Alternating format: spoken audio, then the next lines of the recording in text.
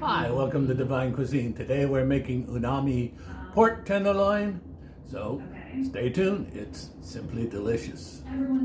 Okay, so for our pork dish, the first thing we have to do is start with a marinade. So we're going to take our little guy here, soy sauce, and we'll put in a quarter cup of soy sauce. To that, we add chicken broth, pineapple juice or apple juice, doesn't matter, some fresh ginger,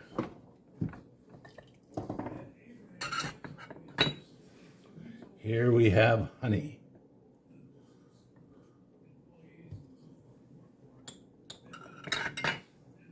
this is pineapple vinegar, but you can use apple cider vinegar. Hot sauce. This is Chef K hot sauce, but you can use Tabasco or Frank's. Balsamic vinegar. Both Dijon and prepared mustard. And you get the recipe for this at chefk.com. And for our spices, we have salt, white pepper, garlic powder, smoked paprika, umami spice, and red chili flakes. I'm just going to throw that all in there, give it a quick blend, and the marinade is done. What we'll do is we'll trim up a pork loin and pour half of it over the pork loin to marinate for 6 hours. And then we'll use the other half as a basting. So we'll be back in a minute just to show you how to trim a pork loin. Okay, to trim the pork loin, just take a very sharp knife, scrape off any of the fats. Then you have this, what is called a blue skin here. So to do that, just take the tip of your knife, hold it here, and just run the knife under the blue skin. You're going to take that right off. See? Very little meat comes off. Run it off.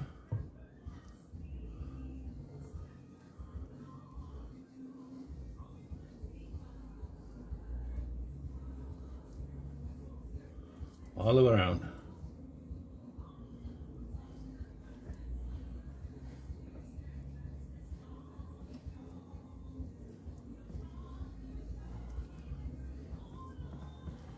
Take that fat away.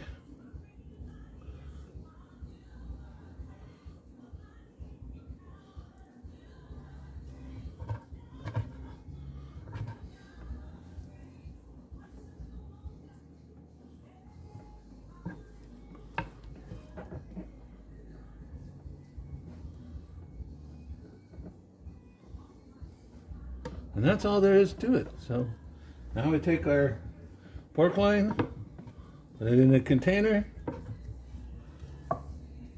pour half of our marinade over top. And we're going to leave that soak for 6 hours. And then we'll be back and show you how we finish our Umami Pork Tenderloin. Take your remaining marinade, put it in a small pot, and just simply reduce it down to a glaze. You're going to end up with about 5-6 tablespoons of glaze when you're done. So our pork has been marinating. We're going to add a little oil in it. A hot skillet. We've preheated the oven to 400 degrees. Now we take our pork loin, shake it off a little bit. And there we go. Put it into our hot skillet. I'm just going to sear the sides of it.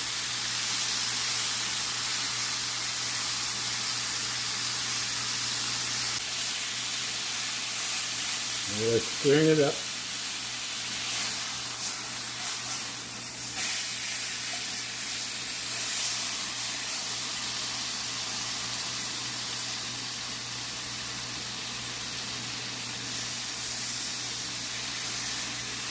And now we'll roast it in the oven after we've glazed it a little bit. This is the glaze we made. We'll put it in the oven for 10 minutes. Bring it over, reglaze it, put it back in the oven. Our pork tenderloin is finished, and now we'll let it rest for 10 minutes, slice it up, and serve it. So as the Umami pork is roasting, we look at the ingredients that we put in there. All that seasoning, the Umami seasoning, the chicken stock, soy sauce, a couple of vinegars, a couple of mustards, all to bring out the flavor, the sweetness, the spiciness. That's what umami means. It means to bring in the flavor, the savoriness of the item that we're cooking. One of the key ingredients in that, of course, was the honey. And we'll look at honey from many different aspects, right? In the Middle East, back in Bible days, sugar didn't exist. So honey was what was used to sweeten everything. And that's really what people think. When they think of honey, they think of sweetness, goodness, something good for the soul. In the south of the United States, a server will go up to a customer and call him honey. Why? She doesn't know him, because she wants him to be sweet to her at the end of the meal when she presents that check. Wants that tip, sweetness, honey, honey for the soul. The Bible tells us that honey was part of prosperity. When you look at the promise God made to the Israelites, he said he would take them into a land that flowed with milk and honey, meaning prosperous. It would be a sweet life to them. Look at what Proverbs in Proverbs 16, verse 24 says. Pleasant words are as a honeycomb, sweet to the soul and health to the bones. How often we teach that the words we speak carry power, carry influence. How often we refer to what the Bible says we must do is confess the word of God, so that when we're taking our approach to life, it's the words of God that come out. The sweetness, the honey is poured out, covers, honey's sticky, it covers everything. The word of God will cover everything, cover your problem, cover your situation, cover your hardship that you're maybe going through. When the word covers it with its honey, its sweetness, its power, it'll work for you, right? We know that that a whole purpose of our relationship with God is to experience the Father. Jesus said, if you've seen me, you've seen the Father. So we want to experience the Father. Religion teaches the Father. A relationship experience the Father. I'd much rather have the relationship than the religion. I'd much rather have honey than the sugar. You see the difference there? Sugar, yeah, it's sweet, but what does it do? Adds calories, adds fat to the bone. Honey makes you pleasant, brings out pleasantness in you. So the word of God is honey. So stick to it, put it forth, put it in all you say, all you do. Make sure it's the word of God that's coming forth, because it's the honey that's going to coat it. It's the honey that's going to bring you to the place you need to be, to put the umami in your life. So until next time, this is Chef K, reminding you, God is on your side.